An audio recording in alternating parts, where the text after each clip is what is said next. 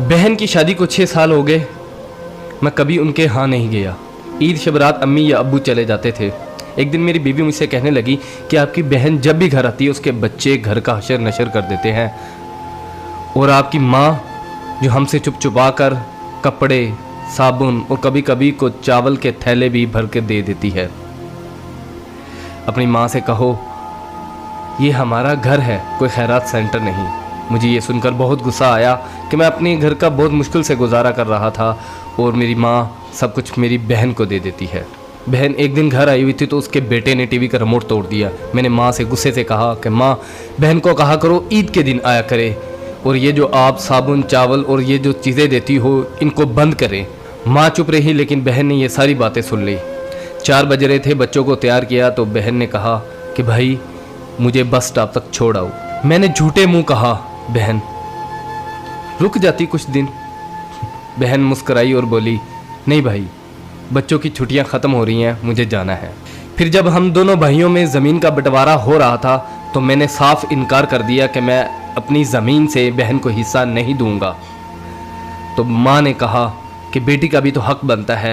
मैंने गाली देते हुए कहा जो कुछ भी हो जाए मैं बहन को हिस्सा नहीं दूंगा। मेरी बीवी ने भी बहन को बुरा भला कहा, वो बेचारी खामोश थी।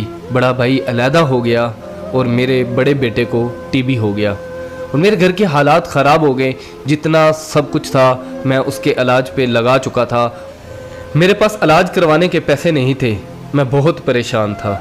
लाखों रुपए लगा चुका था और भूख सर पे थी। परेशानी की हालत में कमरे में बैठा शायद अपने हालात पे रो रहा था। उसी वक्त मेरे घर में वही बहन आई। मैंने गुस्से से बोला ये आ गई मनहूस। मैंने बीवी को कहा कुछ तैयार करो बहन के लिए। बीवी मेरे पास आई और कहा कोई ज़रूरत नहीं गोश्त और बिरयानी बनाने की। फिर 1 घंटे बाद वो मेरे पास आई। भाई परेशान हो। बहन ने मेरे सर पे हाथ फेरा, कहा बड़ी बहन हूँ तुम्हारी, गोद में खेलते रहे हो, अब देखो मुझसे बड़े लगते हो। फिर मेरे करीब हुई और अपने पर्स से कंगन निकाले और मेरे हाथ पे रख दिए और आहिस्ता से बोली पागल तू एम ही परेशान होता है, बच्चे स्कूल थे, सोचा दौड़ते दौड़ते भाई से मिल आऊं। ये कंगन बेचकर अपना खर्च करो और अपने बच्चे का इलाज करवाओ। शक्ल तो देख जरा तूने क्या हालत बना रखी है। मैं खामोश था, बहन की तरफ देखी जा रहा था। बहन ऐसा से बोली किसी को मत बताना, तुमको मेरी कसम है। मेरे माथे पे बोसा दिया और 1000 रुपया मुझे दिया जो 150 के नोट थे, शायद उसकी जमा पूंजी थी। मेरी जेब में डालकर बोली